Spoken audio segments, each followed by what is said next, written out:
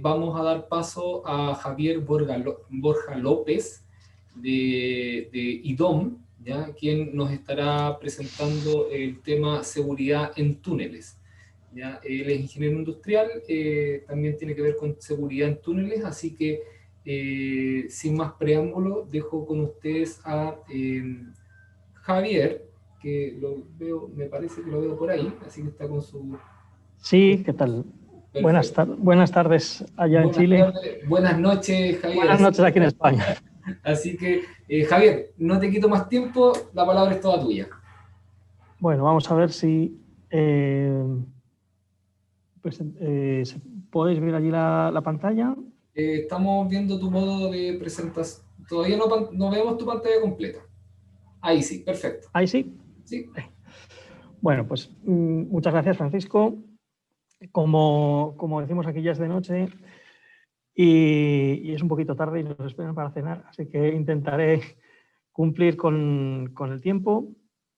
Yo, bueno, soy Javier Borja, pertenezco a la empresa IDOM. Dentro de IDOM tenemos un equipo de gente especializado en túneles, en seguridad en túneles, en obra civil. Y yo les venía a hablar de seguridad en túneles, seguridad desde el punto de vista de la explotación, de las últimas tendencias, bueno, pues que en los grupos, en los foros internacionales en los que participamos, pues dónde se está poniendo el foco, ¿no? De alguna manera. Antes, pues me gustaría presentar brevemente IDOM, quiénes somos. Somos una asociación de profesionales independientes, me gustaría destacar ese hecho. IDOM lo componen, bueno, nos dedicamos a la consultoría, ingeniería y arquitectura y lo componen profesionales que, bueno, somos socios de la empresa, somos los propietarios al final de la empresa, ¿verdad? IDOM tiene una historia de 63 años, tiene presencia en 125 países, somos casi 4.000 profesionales en 45 oficinas, tenemos presencia en Chile, tenemos una oficina muy potente de 213 personas ahora mismo y que desde el año 2011 pues, ha llevado a cabo más de 200 proyectos. Nuestra actividad es global, abarca todos los ámbitos, ciudades, sector público, bueno, lo pueden ver ahí, sistemas de transporte, por supuesto, metro, ferrocarril, carretera. En Chile hemos participado en proyectos relevantes, como podemos ver aquí, en el Metro de Santiago, en varias líneas de ferrocarril, en la ampliación del aeropuerto de Santiago, en hospitales y en otros ámbitos digamos, que no son dentro del sector de las infraestructuras. ¿verdad? Estos son clientes, algunos de nuestros clientes, y nuestra presencia en Latinoamérica no se limita a Chile, sino, bueno, ya pueden ver aquí dónde ha participado IDOM y cuáles son todos nuestros clientes. ¿no? Paso ya al núcleo de la presentación. Es una presentación un poquito más técnica que las que me han venido antes. En primer lugar, me gustaría hablar de la evolución de la normativa en seguridad en túneles en los últimos años.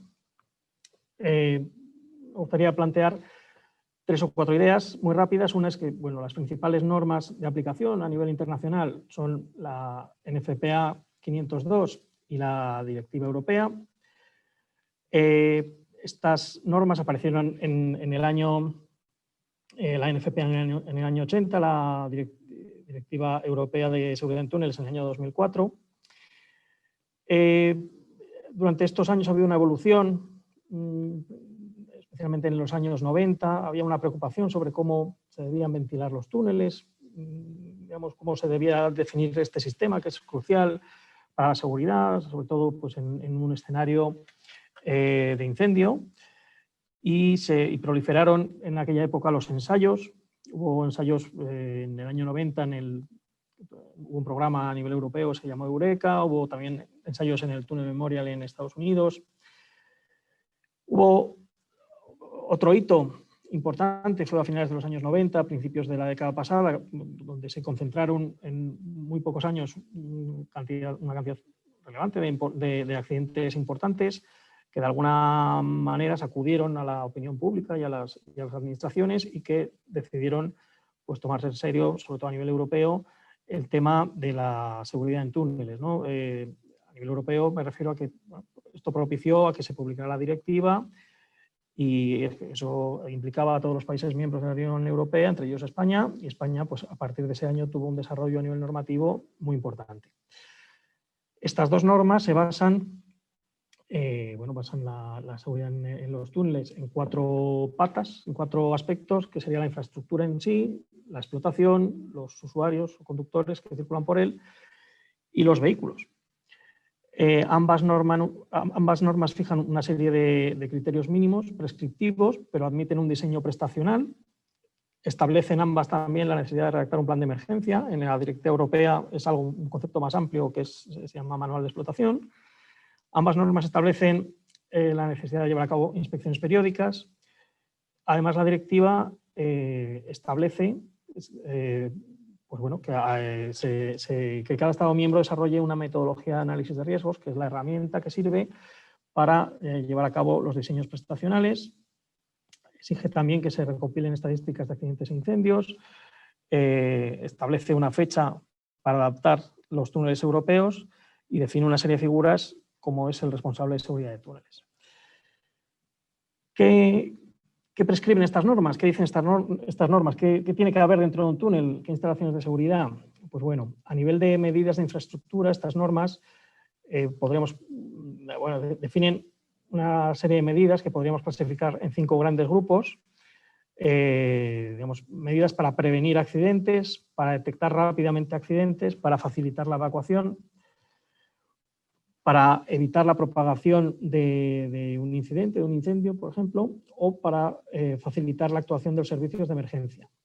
Cada túnel se equipa en función de su tipología, con su carácter único bidireccional, su longitud, su nivel de tráfico. La norma española que se deriva de la directiva, el Real Decreto 635/2006, tiene además en cuenta el carácter urbano e interurbano del túnel. En estas normas, en la directiva, este sería el Real Decreto, pues aparecen tablas de este tipo para definir qué instalaciones tiene que ir en cada túnel. Esto es lo que aparece en la directiva.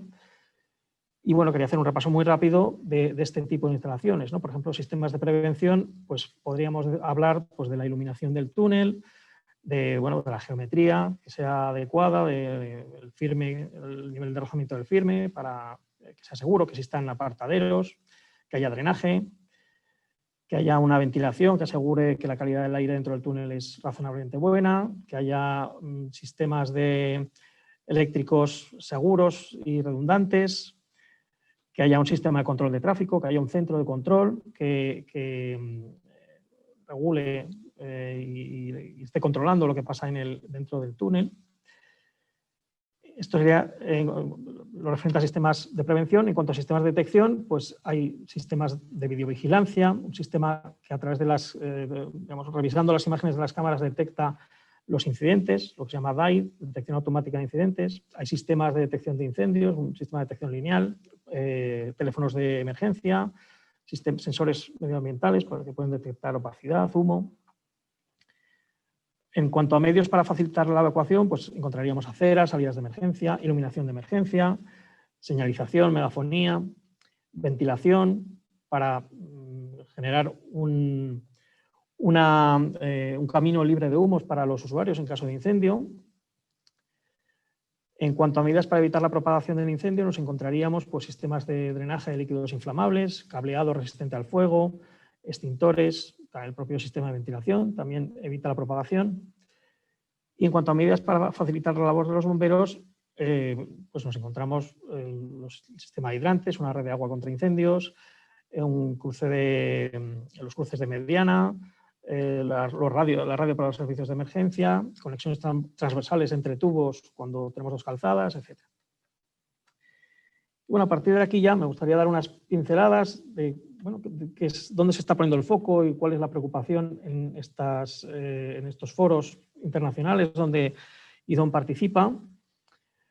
En primer lugar, me gustaría hablar pues, de los análisis de riesgos, que hemos dicho que es la herramienta que aparece, se define en la Directiva Europea y en la NFPA para llevar a cabo los estudios prestacionales.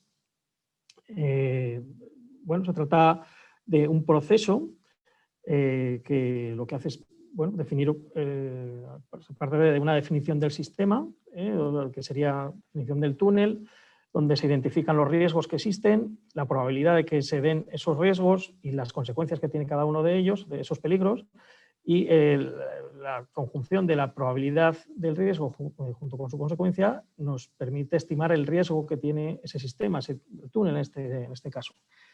Ese riesgo se evalúa de acuerdo a unos criterios y se decide si el riesgo es aceptable o no, y si no es aceptable, pues hay que llevar a cabo unas medidas hasta que el túnel es seguro.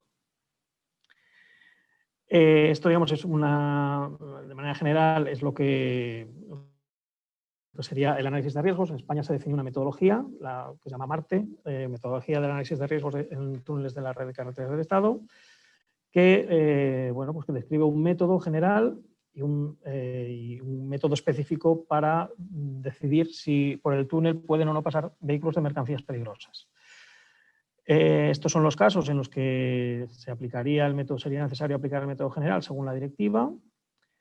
Y bueno, básicamente este método consiste en comparar un túnel virtual que cumple la norma con un túnel real o el túnel que estamos proyectando, que digamos que no cumple, por lo que sea, no puede cumplir una de las medidas prescriptivas. Bien, pues, porque podríamos estar, por ejemplo, adecuando un túnel existente donde pues, habría que hacer una inversión desproporcionada para dotar al túnel de salidas de evacuación. Pues bueno, el análisis de riesgos es una herramienta que nos permitiría adoptar otras medidas alternativas para evitar tener que construir esa galería sin que el túnel pierda nivel de seguridad. Básicamente, en esta metodología lo que hay que hacer es, bueno, se definen 5 escenarios de incendio y se compara el comportamiento de ambos túneles en esos escenarios. Se evalúan cuántas personas, si hay víctimas o no, cuántas personas habría, y en función de la probabilidad que es conocida de cada uno de estos escenarios de incendio, se estima el riesgo y se comparan ambos túneles y se decide si el túnel es seguro o no es seguro.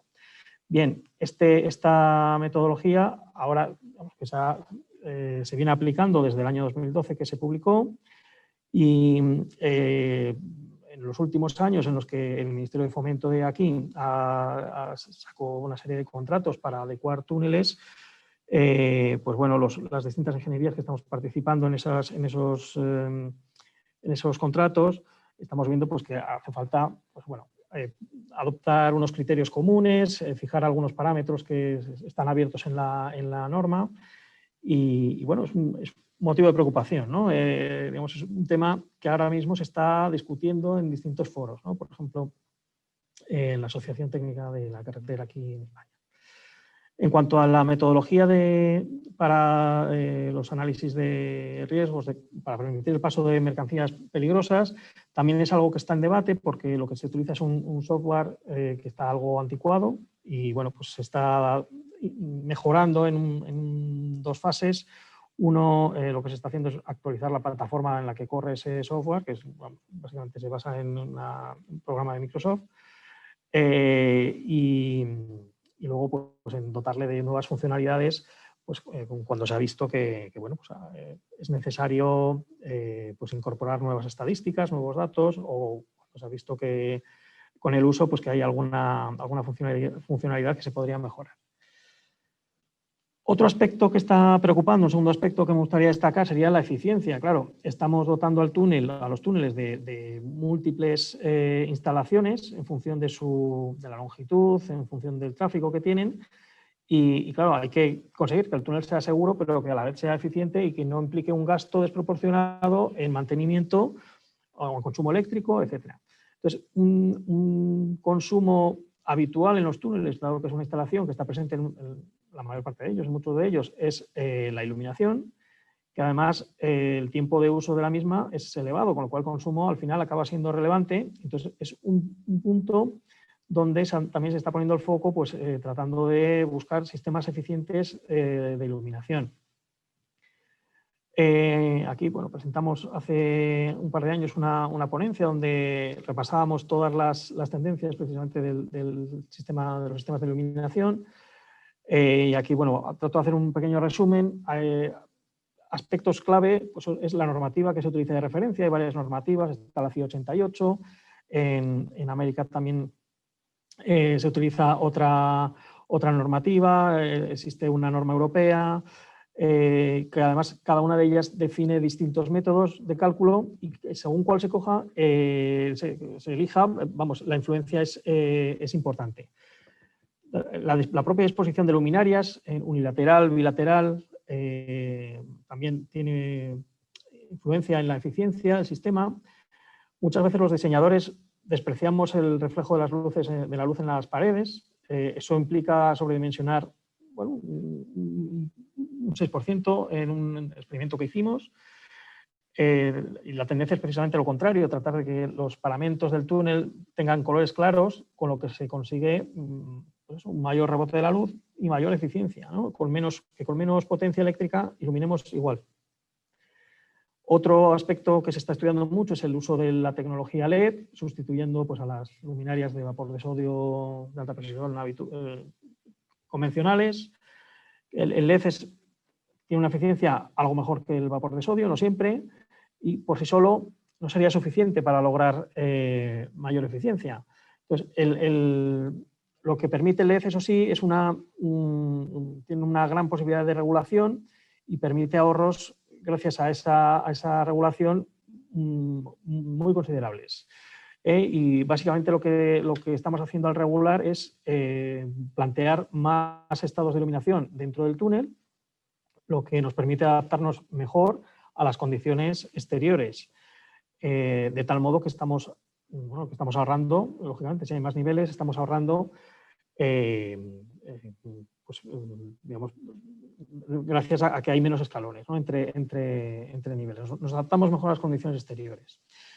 Y luego también hay una serie de ideas, planteamientos que se están utilizando y que también pues, es interesante para lograr eficiencia, como son el uso de bóvedas de transición lumínica, que sería esta estructura fija que se plantea pues, en la boca del túnel para sustituir al alumbrado de refuerzo. También se está estudiando, por ejemplo, en el túnel de Bielsa, ahora mismo estamos haciendo un estudio, ese túnel es un túnel binacional aquí entre Francia y España, es un túnel con poquito tráfico, entonces podría llegar a ser viable el apagado de luminarias en horario nocturno. Otra posibilidad es el uso de energías alternativas. Por ejemplo, es algo que se utiliza ahí, hay un túnel, el túnel de Galleguillos, donde se está utilizando energía fotovoltaica. Es un túnel aislado y, bueno, en ese caso puede salir rentable. Y otra vía de ahorro puede ser la optimización de la factura eléctrica. Un tercer aspecto que me gustaría destacar, también buscando la eficiencia, sería bueno, pues el agrupar. Claro, ahora las normativas lo que piden, lo que solicitan es que los túneles tengan un centro de control. Si cada túnel tiene un centro de control, al final vamos a tener un gasto importante porque cada centro de control requiere un personal, requiere un edificio, etc. Entonces, un poco la tendencia que se está siguiendo es tratar de agrupar varios túneles en un único centro de control. Claro, eso conlleva que cada túnel que tiene un sistema de control diferente hay que integrarlo en un centro de control superior que tiene que ser capaz de hablar con todos ellos, ¿no? Nosotros hemos participado en varios proyectos para hacer esta operación, esta integración de varios túneles. Por ejemplo, este de Monrepos también está en una carretera próxima a Zaragoza, hacia donde vivo. Se trata de gestionar, de integrar 10 túneles en una misma plataforma, que luego serán 4 más. Y bueno, hubo una serie de retos, pues tratar de que fuera una plataforma abierta para que sea independiente del integrador, ¿no? Que cualquiera pueda mejorarla en un futuro, que no tengamos una dependencia con un instalador único. Y para ello hubo que, pues bueno, definir una serie de estándares para integrar estos diferentes túneles en un mismo centro de control. Precisamente esto es algo también de lo que se está hablando en estos foros, en tratar de normalizar esa comunicación entre túneles, entre los sistemas que tiene un túnel y ese centro de control superior, ¿verdad? Bueno, el proyecto, este proyecto se completó recientemente y, bueno, pues se consiguieron los objetivos y aparte, bueno, pues se ha dejado este centro de control de Mont Repos preparado pues para el futuro, ¿no? Para pues recoger datos y bueno, que en un momento dado pues se puedan plantear tecnologías de aprendizaje de la máquina, de Internet de las cosas, etc. Otro tema que preocupa es los nuevos sistemas de propulsión de vehículos. Bueno, los sistemas de propulsión alternativos son ya una realidad en el parque automovilístico internacional y va a crecer, y esta tendencia va a crecer en los próximos años. Ya los vehículos híbridos y 100% eléctricos son actualmente los que más están creciendo, pero hay otras soluciones con otros combustibles que también presentan buenas perspectivas, como es el caso de los vehículos que funcionan con hidrógeno, ¿no? Lógicamente, la pregunta que nos hacemos es, bueno, si los sistemas de seguridad que tienen ahora los túneles están preparados para unos vehículos que funcionan con unos combustibles convencionales derivados del petróleo, ¿qué va a pasar cuando tengamos mayor porcentaje de vehículos eléctricos? Y ya se ha visto, ya hay experiencias en países donde hay mayor porcentaje de vehículos eléctricos, que no es lo mismo, digamos, las incidencias generadas con estos vehículos, que se han generado con estos vehículos, no son igual, no se gestionan igual. Los bomberos tienen que funcionar de otra manera, el sistema de ventilación, los sensores que hay que disponer en el túnel. Hay una preocupación, es un tema que se está estudiando.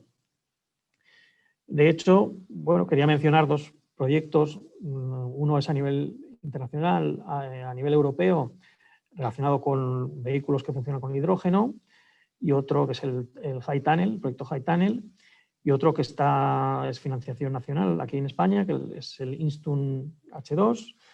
Y bueno, estos proyectos digamos que están en desarrollo ahora mismo y están tratando de identificar aspectos claves en la seguridad relevantes a este tipo de vehículos cuando están en túneles y en espacios subterráneos. Se está identificando medidas mitigadoras para poder adaptar los túneles nuevos y existentes a esta nueva realidad. Se están elaborando recomendaciones y, por ejemplo, bueno, aquí tenemos lo que vimos por ejemplo, en este proyecto, donde simulamos mediante programas de simulación computacional fluidodinámica un incendio de este tipo de vehículos, pues vimos que la curva de incendios que obteníamos para un turismo era muy diferente a la curva que se está adoptando ahora. Se veía, pues bueno, que había un momento con un pico de potencia importante que duraba unos segundos y que ahora eso de alguna manera hay que gestionarlo, ¿no? Y hay que adaptar los túneles a esa nueva realidad. Otros sistemas que están evolucionando también rápidamente son los sistemas de detección. Los sistemas de detección convencionales suelen ser pues, un detector lineal de incendios, un sistema DAI, que hemos mencionado, a través de cámaras de vídeo. Presentan algunos inconvenientes. Por ejemplo, el detector lineal de incendios tiene un tiempo de respuesta generalmente alto y el DAI, depende de cómo se regule, puede generar falsas alarmas o puede que no detecte algún incidente. Además, lógicamente, las cámaras en un escenario de incendio quedan deshabilitadas por el humo. Todo ello ha propiciado que aparezcan nuevos sistemas de detección y, bueno, me gustaría destacar el DAI acústico, que nos presentó en una ponencia un representante de AFINAC de Austria, que funciona de una manera similar al DAI basado en vídeo. Lo que pasa es que, bueno, sustituyendo las cámaras por micrófonos. Entonces, este sistema filtra el ruido de fondo y es capaz de detectar distintos incidentes, como una rotura de un neumático, un frenazo, un cierre de puertas que identifica que un vehículo se ha detenido, voces, gritos, un impacto de un vehículo. Entonces, permite localizar en definitiva un incidente, tiene un tiempo de respuesta muy rápido permite, como el DAI convencional, pues activar automáticamente cámaras, iluminación de emergencia, etcétera, y bueno, permite controlar lo que pasa en el túnel, permite oír a los usuarios si es que han salido los vehículos, si están evacuando o hay algún problema, ¿no? Es un sistema que está operativo con poca visibilidad y que, por tanto, podría complementar muy bien a los sistemas convencionales, ¿no? Basados en cámaras. Se han instalado en más de 20 túneles en Austria. Y otro sistema, este se ha instalado aquí en un túnel próximo a Zaragoza también, en el túnel de Petralba. Es un sistema de detección de incidentes a base de cámaras, pero de cámaras termográficas, que es muy útil para detectar incendios en una fase muy preliminar, es decir, cuando igual no hay humo, no hay una temperatura elevada. Tiene un alcance muy importante y además pues, permite también, es útil para controlar accesos, digamos, en lo que es relativo a la seguridad ante intrusión, incluso para localizar personas en incidentes. Esta fotografía que hay aquí es un caso real de un incidente, un autobús que transportaba a unos escolares, que se quemó el turbo dentro del túnel, eso genera, es un incidente relativamente habitual, se genera una humareda espesa de color blanco que inutilizó las cámaras convencionales y gracias a las cámaras DAI que hay instaladas en este túnel, pues se pudo controlar a los usuarios del autobús y que pudieron evacuar pues, felizmente, ¿no? sin ningún contratiempo. Otro aspecto que también está preocupando o en el que se ha puesto el foco últimamente es el estudio de túneles complejos. Digamos que los túneles convencionales de un tubo, dos tubos, con una entrada y una salida, es algo que está relativamente trillado, ya está. Pero cuando un diseñador se enfrenta a túneles de unas características más complejas y singulares, pues a veces se queda un poco, digamos, falta algo de información, ¿no? Entonces, bueno, ha habido algún grupo de trabajo pues, que se están centrando en este tema. Entonces, ¿qué sería un túnel complejo? Pues túneles con incorporaciones, salidas, conexiones subterráneas, los que dan acceso a aparcamientos o centros comerciales o de negocios, túneles multimodales, de gálibo reducido, túneles con un tráfico muy elevado, grupos de túneles de gran longitud. Suelen estar localizados en entornos urbanos y bueno, lo que se está tratando ahora mismo es pues, de recopilar experiencias que ayuden a los diseñadores que se enfrentan a este tipo de túneles. Aquí vemos, por ejemplo, una fotografía de este es el túnel de Meteji, es un túnel urbano en Tbilisi, la capital de Georgia. Ya ven el nivel de congestión. Este túnel, bueno, pues recientemente completamos un proyecto de adecuación. Pero bueno, IDOM también se ha enfrentado pues, a túneles complejos, que tenían algún aspecto complejo desde el punto de vista de la seguridad. Por ejemplo, este túnel de Gudauri también en Georgia, era un túnel de 9 kilómetros, construido con TBM, que bueno, pues por razones, digamos que en el diseño de la ventilación era un túnel bidireccional, se planteó un sistema semitransversal y este sistema requiere pozos intermedios, requería un pozo intermedio y no era posible construir ese pozo porque, bueno, pues por tema económico había un cubrimiento muy grande y hacer una galería con el tamaño suficiente para alimentar los dos sectores intermedios, de los cuatro en los que se dividía el sistema de ventilación, era complejo. Entonces se planteó este sistema en esta zona, pues digamos, había un cantón de ventilación y el sector 2 se llevaba por abajo y en un momento dado se subía arriba. Bueno, es digamos, vimos que eso era la solución más rentable, ¿no? Desde el punto de vista económico. Y luego, pues en este túnel de Meteji que hemos visto antes, pues también es un túnel con incorporaciones, con una zona de columnas donde las dos calzadas no están separadas. Entonces, pues bueno, hubo que plantear un sistema de ventilación considerando todos los posibles escenarios de incendio, de tal modo que se separasen. Al final tuvimos que plantear aquí un cerramiento en el proyecto para independizar ambos tubos y una serie de ventiladores en las conexiones, las entradas y salidas, también para independizarlas del tubo principal. Otro aspecto también, lógicamente, que se está hablando mucho, ya se ha hablado antes, ¿verdad?, es la digitalización. Aquí pues, me gustaría destacar varios temas. Por un lado, lógicamente, el BIM, ¿no?, que permite, es una plataforma que permite construir una infraestructura realmente antes de construirla realmente. Estamos generando un modelo virtual, podemos generar también un modelo virtual de una infraestructura existente.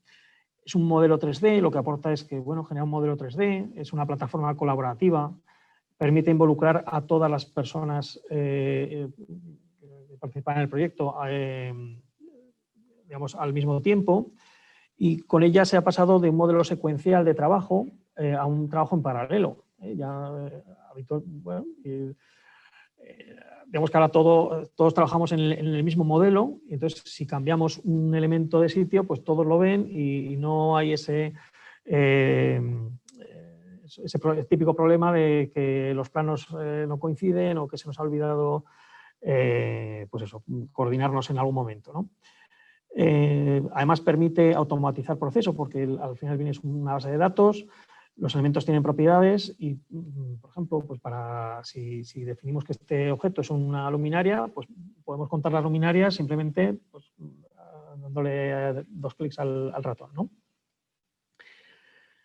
Otro tema que me gustaría destacar relacionado con la digitalización es el escaneado láser, que permite generar un gemelo virtual de un túnel. Esta técnica la hemos utilizado para varios túneles en los que estamos haciendo un proyecto de adecuación, de MTG en Georgia, o bueno, estamos también involucrados con un proyecto de más de casi 30 túneles para el Ministerio de Fomento aquí en España, donde hemos aplicado esta técnica y que, bueno, voy a poner el vídeo, espero que se vea. Si no tengo... Vamos a ver, sí que se ve.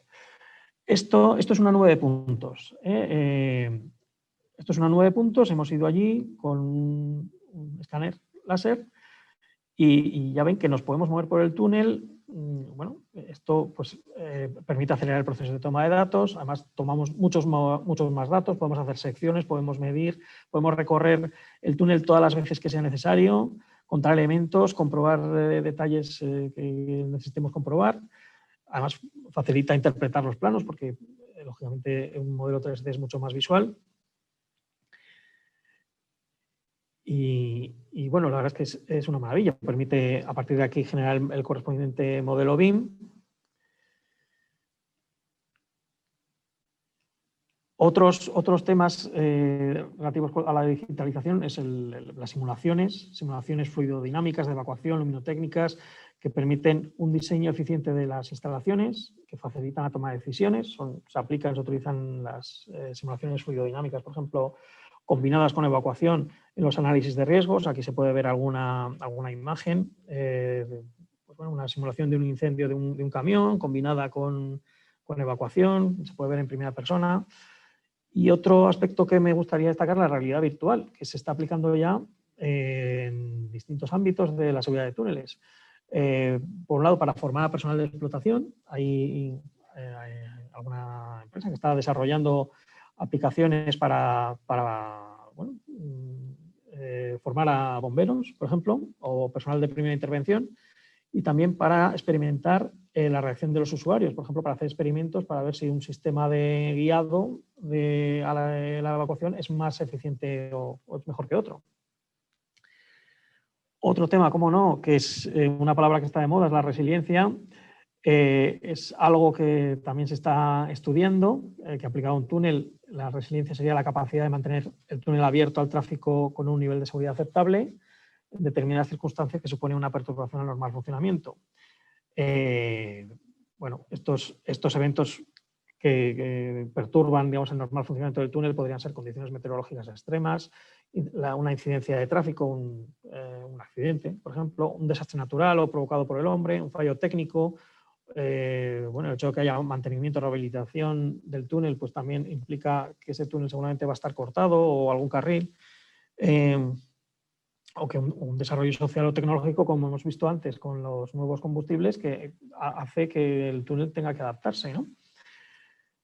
Bueno, pues todos estos posibles eventos se están buscando pues, estrategias para reducir la probabilidad de fallos, con las consecuencias en el túnel, el tiempo de recuperación.